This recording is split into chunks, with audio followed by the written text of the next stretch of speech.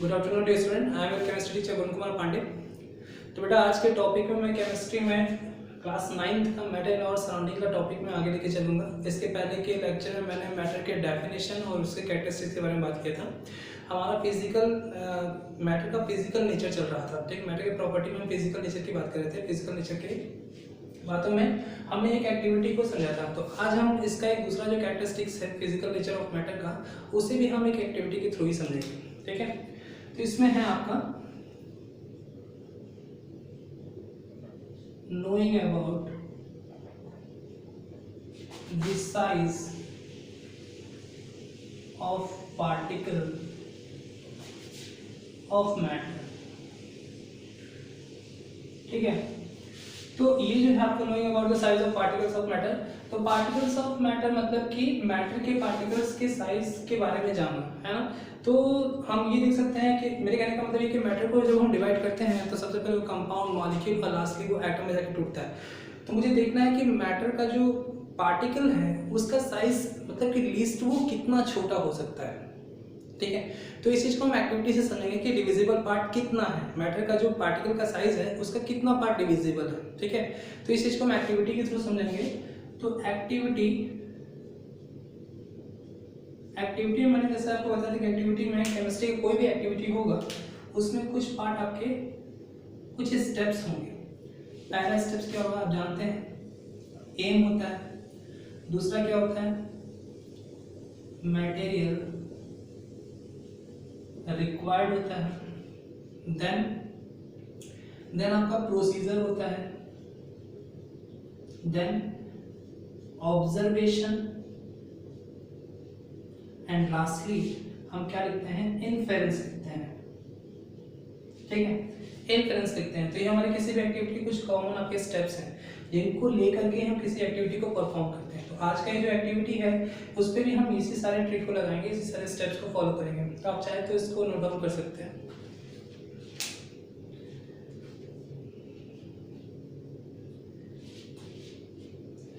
Okay, तो ये जो हमने लिखा है यहाँ पे knowing about the size of particles of matter, ये तो आपका एम हो गया, है ना। अब एम होने के बाद मैं इसकी मटेरियल रिक्वायर्ड जो है वो लिख देता हूँ, मटेरियल रिक्वायर्ड। आज की एक्टिविटी के लिए जो मटेरियल रिक्वायर्ड में क्या क्या हो सकते हैं, तो सबसे पहले फ्यू अमाउंट ऑफ पोटेशियम पर मैग्नेट मीन्स इसको हम क्या लिख सकते हैं, KMnO4। पोटेशियम पर मैग्नेट एक सॉल्ट है, पर्पल कलर का होता है।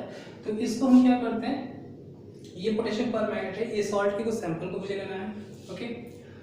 ये सॉल्ट का सैंपल मतलब आप इसको 1 ग्राम ही लीजिएगा, है ना। 1 ग्राम ही इसमें इनफ है, इसको ज़्यादा वो करने की जरूरत नहीं है। देन 600 ml बीकर, ठीक है। 100 ml के 6 बीकर मुझे लेने हैं, ठीक। और साथ में amount of water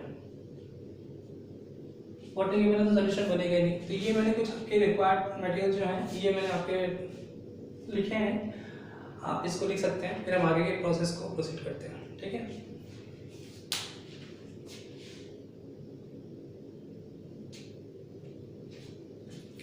okay, then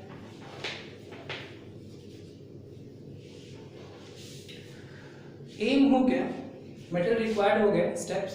अब मैं प्रोसीजर दिखाऊंगा कि कैसे ये होता है।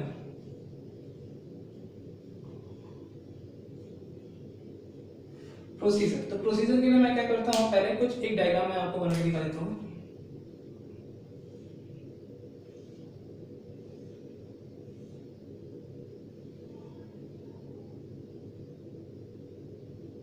ये पहला बीकर हो गया, 6 बीकर की मुझे जरूरत है, आप जानते ही हैं।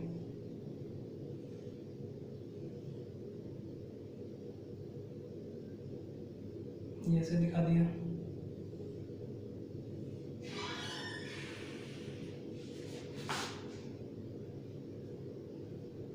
ये तीसरा बीकर हुआ, चौथा बीकर है ये आपका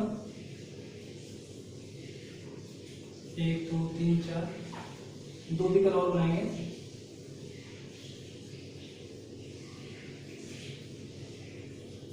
पाँच। ये दरअसल आपके जो प्रैक्टिकल पर्पज है, इसे लैब में करेंगे तो बहुत इजीली समझ में आएगा आपको, लेकिन एक्टिविटी हमारे सिलेबस का पार्ट है, इसलिए मुझे थियोरेटिकल भी बताना बहुत ज़रूरी है। तो सबसे पहले मैं फर्स्ट बीकर में, यहाँ ये सारे के सारे आपके 100 ml के हैं, ठीक है।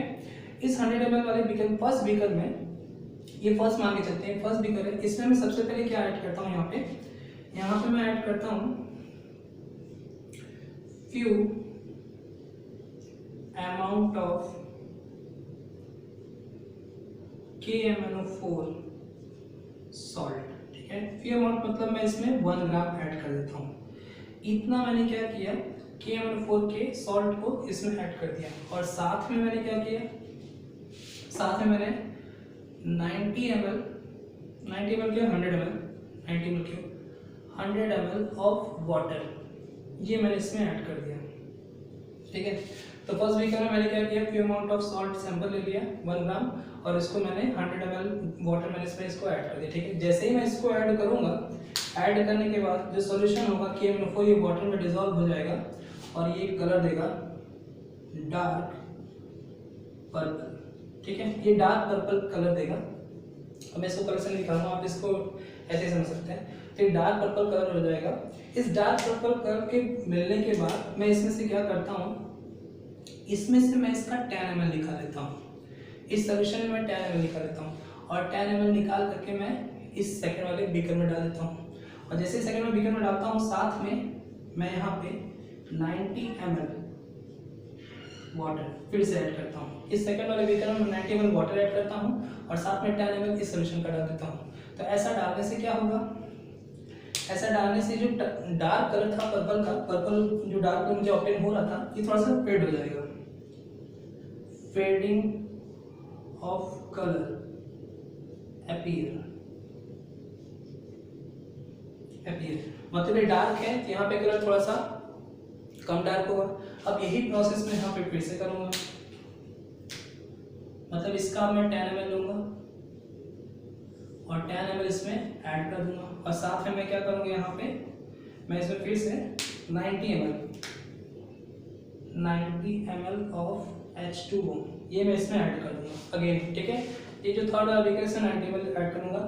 तो ये चीज़ करने का मतलब क्या है कि जैसे जैसे मैं प्रोसेस को रिपीट करता जाऊंगा, रिपीट इन द सेंस कि मैं हर सोल्यूशन में जो सोल्यूशन मुझे कलर सोल्यूशन मिल रहा है, हर कलर सोल्यूशन में मैं अगर 10 ml को निकाल करके नेक्स्ट सोल्यूशन में डालूंगा और उसमें 90 ml वाटर को ऐड करूंगा, मतलब जो आपका प्रिमिटिव जो आपका सोल्यूशन था, जो पहले वाला सोल्यूशन था, उसमें मैं क्या करूंगा, 90 ml ऑफ वाटर ऐड करूंगा, दूसरे वाटर में बोल सकता हूँ उसका डाइल्यूशन करूंगा।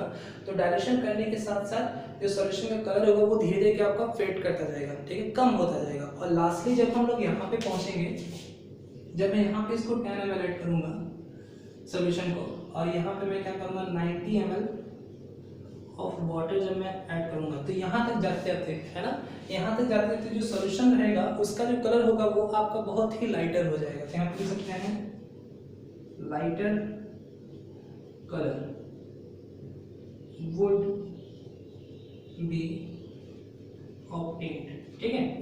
तो lighter colour would be obtained, तो मेरे कहने का सिर्फ यही मतलब है कि सॉल्यूशन में अगर ये कलर सॉल्यूशन है और उसको लगातार मैं डायरेक्शन करता जाऊंगा, मतलब कि उसको नेक्स्ट सॉल्यूशन में ऐड करता जाऊंगा, तो ये जो डार्क पर्पल है, ये डार्क पर्पल का कलर ग्रेजुअली क्या होगा आपका फेड करता जाएगा, कम होता जाएगा, ठीक है। और लास्टली आपका क्या होगा, सबसे हल्का सॉल्यूशन मुझे मिलेगा जिसे हम सिर्फ नोटिस कर सकते हैं, ठीक है, ऐसा बता सकते हैं कि सर वो पिंक जैसा है, ठीक है।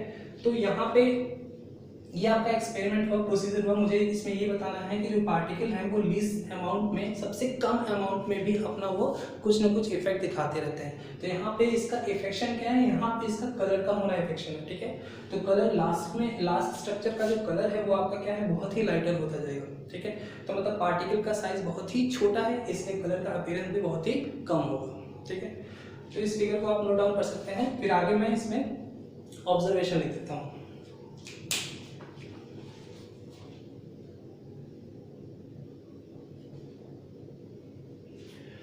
तो इस एक्टिविटी का ऑब्जर्वेशन क्या है, ऑब्जर्वेशन हम लिख सकते हैं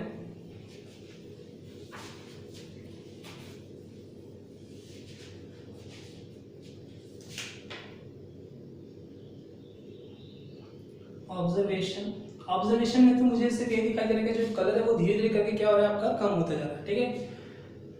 तो यहाँ पे ऑब्जर्वेशन में क्या लिखेंगे कि fading of purple colour appeared gradually, धीरे धीरे, ओके, इन सॉल्यूशन, ओके। तो आप इस ऑब्जर्वेशन को नोट कीजिए, फिर आगे मैं इसका रिजल्ट लिख देता हूँ, ओके।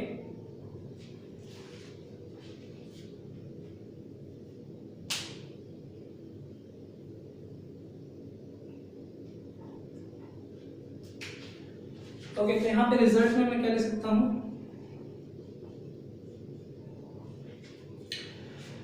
तो ये जो आपका एक्टिविटी है इसका फाइनल रिजल्ट क्या निकला कि जो सोल्यूशन है, सोल्यूशन के जो पार्टिकल है, मैटर है, वो KMnO4 के पार्टिकल की बात करूँ तो KMnO4 जो सॉल्ट है उसके लीस्ट पार्टिकल, सबसे छोटे पार्टिकल भी क्या कर रहे हैं, कलर का हल्का सा अपीयरेंस दिखा रहे हैं, ठीक है।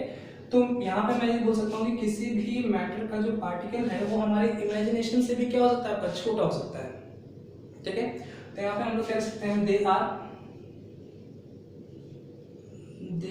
Are too smaller, they are too smaller, size of particle लिख सकते हैं, they are too smaller than our